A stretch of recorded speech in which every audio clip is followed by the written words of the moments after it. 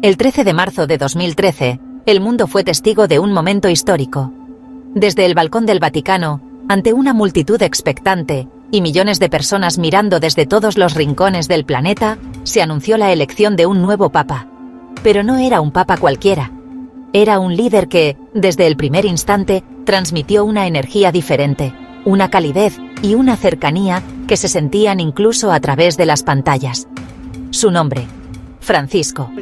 Un nombre que evocaba humildad, sencillez, cercanía con los más necesitados. Francisco, como el santo de Asís, símbolo de paz, de amor por los pobres y de respeto por la creación. Desde el primer momento, su elección de nombre fue una declaración de intenciones. Una iglesia más abierta, más humana, más comprometida con los que sufren. Un nombre que prometía una revolución silenciosa en el corazón de la Iglesia Católica. Francisco llegó con la intención de transformar no solo las estructuras, sino también los corazones. Su estilo sencillo, su manera de hablar directa y su capacidad de escuchar a todos, sin importar su origen, marcaron el inicio de una nueva etapa. Jorge Mario Bergoglio, el hombre detrás del nombre, venía de una tierra lejana para muchos. Nacido y criado en Buenos Aires, Argentina, su historia personal está marcada por la sencillez, el trabajo duro y una profunda vocación de servicio. Antes de ser papa, fue un pastor cercano a su gente, un hombre que caminaba las calles, que conocía el dolor y la esperanza de su pueblo. Argentina, un país marcado por la pasión, el tango y las contradicciones, tierra de grandes alegrías y profundas heridas, de barrios humildes y de sueños inmensos. En ese contexto, Bergoglio aprendió a mirar a los ojos a los más olvidados, a tender la mano a quienes más lo necesitaban, a vivir la fe como un compromiso cotidiano. Un país que había visto nacer y crecer a un hombre sencillo, con un corazón enorme y una fe inquebrantable. Desde joven, Bergoglio se destacó por su cercanía con la gente común, por su capacidad de escuchar y acompañar en los momentos difíciles. Su vida estuvo siempre marcada por la búsqueda de justicia y la defensa de los más vulnerables. Francisco no era un papa más. Su estilo rompía con los protocolos tradicionales. Viajaba en transporte público, prefería la sencillez a los lujos, y no dudaba en acercarse a quienes otros evitaban.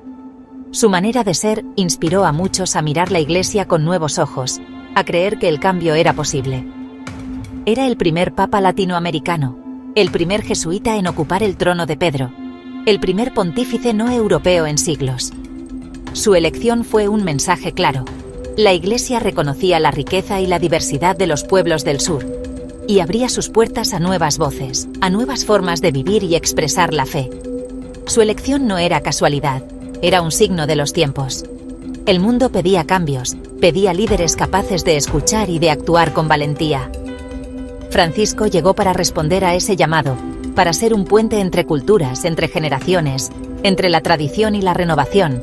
La Iglesia miraba al sur, a las periferias, a los olvidados. Francisco puso en el centro a quienes siempre estuvieron en los márgenes, recordándonos que la verdadera grandeza se mide por la capacidad de servir a los demás, especialmente a los más frágiles. Este es el relato de su vida, un viaje desde las calles de Buenos Aires hasta el Vaticano. Un camino lleno de desafíos, de aprendizajes, de encuentros y despedidas. Una travesía que transformó no solo a un hombre, sino también a millones de personas en todo el mundo. Una historia de fe, de lucha, de esperanza. Una historia que nos enseña que, incluso en los tiempos más difíciles, es posible encontrar luz, tender la mano y construir un mundo más justo y solidario. Una historia que nos invita a reflexionar sobre nuestro lugar en el mundo y nuestro compromiso con los demás. Porque al final, el legado de Francisco no es solo el de un papa, sino el de un hombre que supo escuchar el clamor de su tiempo y responder con amor, humildad y esperanza. Jorge Mario Bergoglio nació en el seno de una familia humilde de inmigrantes italianos. Sus padres, Mario y Regina, llegaron a la Argentina buscando un futuro mejor, como tantos otros que cruzaron el Atlántico con la esperanza de construir una vida digna lejos de la pobreza y la guerra. La familia Bergoglio, aunque sencilla, estaba unida por la fe, el trabajo y el amor mutuo, valores que marcarían profundamente la vida de Jorge Mario. Su infancia transcurrió en las calles de Flores, un barrio trabajador de Buenos Aires, donde la vida cotidiana estaba llena de desafíos, pero también de solidaridad entre vecinos. Flores era un lugar donde la diversidad cultural se respiraba en cada esquina, y donde los niños jugaban en la vereda mientras los adultos compartían historias y sueños de progreso. Desde pequeño aprendió el valor del esfuerzo, la importancia de la familia y la necesidad de ayudar a los demás. En su hogar, la mesa siempre estaba abierta para quien lo necesitara, y Jorge Mario creció viendo a sus padres tender la mano a los más vulnerables. Estas experiencias tempranas forjaron en él una sensibilidad especial hacia el sufrimiento ajeno y una profunda empatía por los que menos tienen. Antes de descubrir su vocación sacerdotal, Jorge Mario tuvo diversos trabajos. Fue obrero metalúrgico, barrendero, técnico químico. Cada uno de estos oficios le permitió conocer de cerca la realidad de la clase trabajadora argentina, entender sus luchas diarias y compartir sus esperanzas. No era ajeno al cansancio de una jornada larga ni a la satisfacción de un trabajo bien hecho. Estas experiencias lo marcaron profundamente y le permitieron conocer de cerca la realidad de los trabajadores, sus problemas y sus sueños. Aprendió a escuchar, a valorar el esfuerzo colectivo y a comprender la dignidad que hay en cada tarea, por humilde que sea. El contacto diario con obreros y empleados le enseñó la importancia de la justicia social y la solidaridad. En su juventud, Jorge Mario era un apasionado del fútbol y un lector voraz. El fútbol, más que un simple deporte, era para él una escuela de vida, donde aprendió el valor del trabajo en equipo, la perseverancia y el respeto por el rival. Los libros, por su parte, le abrieron las puertas a nuevos mundos y le despertaron una curiosidad insaciable por el conocimiento y la espiritualidad.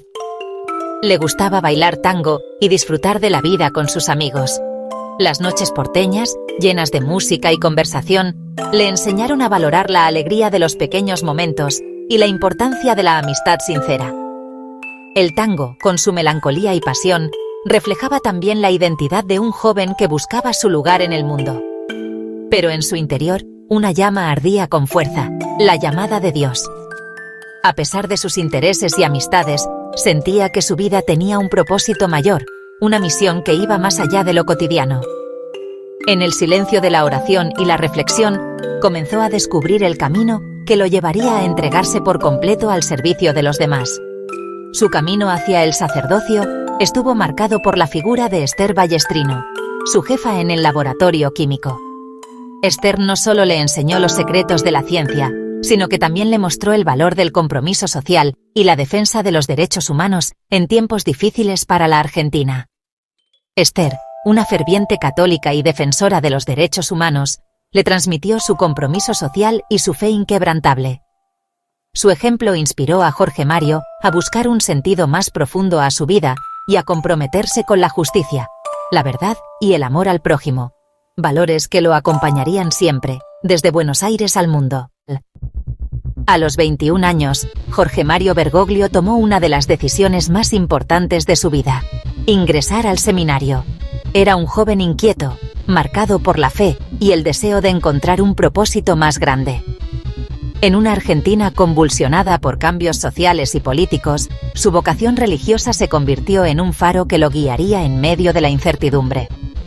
Su formación como jesuita estuvo marcada por la disciplina, el estudio y la oración. Los años en el seminario no solo forjaron su carácter, sino que también le enseñaron el valor de la humildad, la importancia del trabajo en comunidad y el compromiso con los más necesitados. La vida jesuita exigía entrega total, largas horas de reflexión y una profunda conexión espiritual, pero también una mirada crítica hacia la realidad social que lo rodeaba. En 1969, fue ordenado sacerdote y comenzó su labor pastoral en los barrios más pobres de Buenos Aires. Allí, entre calles de tierra y casas humildes, Jorge Mario se enfrentó cara a cara con la pobreza, la exclusión y el sufrimiento cotidiano de miles de argentinos. Su trabajo no era solo espiritual, también era social, acompañando a familias, escuchando sus problemas y buscando soluciones concretas para aliviar su dolor. La década del 70 fue una época oscura para Argentina. El país vivía una profunda crisis política y social, marcada por la violencia, la represión y el miedo. Las calles de Buenos Aires, que alguna vez estuvieron llenas de esperanza, se tornaron sombrías y peligrosas. La tensión se sentía en el aire, y la incertidumbre era parte de la vida cotidiana. La dictadura militar sembró el terror y la muerte. El golpe de Estado de 90 instauró un régimen brutal que persiguió, secuestró y asesinó a miles de personas. Las Fuerzas Armadas patrullaban las calles, imponiendo el silencio y el temor. Cualquier sospecha podía ser motivo de desaparición, y la sociedad entera vivía bajo la sombra de la represión. La Iglesia Católica, dividida entre la denuncia y la complicidad, se convirtió en un actor clave de la tragedia. Algunos sacerdotes y religiosos alzaron la voz contra las injusticias, arriesgando sus vidas para proteger a los perseguidos. Otros, sin embargo, optaron por el silencio, o incluso colaboraron con el régimen. La institución se debatía entre el deber moral y la presión política, y cada decisión podía tener consecuencias fatales. En este contexto, Jorge Mario Bergoglio jugó un papel controvertido. Como líder de los jesuitas en Argentina, tuvo que tomar decisiones difíciles, muchas veces en soledad y bajo una presión inmensa. Su liderazgo fue puesto a prueba en medio de la violencia y la persecución, y cada acción era observada con lupa tanto por la Iglesia como por el régimen militar. Como provincial de los jesuitas, se le acusó de no proteger a 2 sacerdotes que fueron secuestrados y torturados por el régimen. Estas acusaciones lo persiguieron durante años, generando debate y controversia dentro y fuera de la Iglesia. Algunos lo señalaron por su aparente pasividad, mientras que otros defendieron su integridad y su esfuerzo por salvar vidas en secreto. Él siempre defendió su inocencia, asegurando haber trabajado en la sombra para su liberación. Según su testimonio, utilizó todos los recursos a su alcance para interceder por ellos, arriesgando incluso su propia seguridad. La verdad, como en tantos episodios de la dictadura, quedó envuelta en el misterio y el dolor de una época marcada por el miedo. Lo cierto es que Bergoglio fue testigo directo del horror de la dictadura. Vio cómo la violencia se infiltraba en todos los rincones de la sociedad, cómo la desconfianza y el temor separaban a familias y amigos.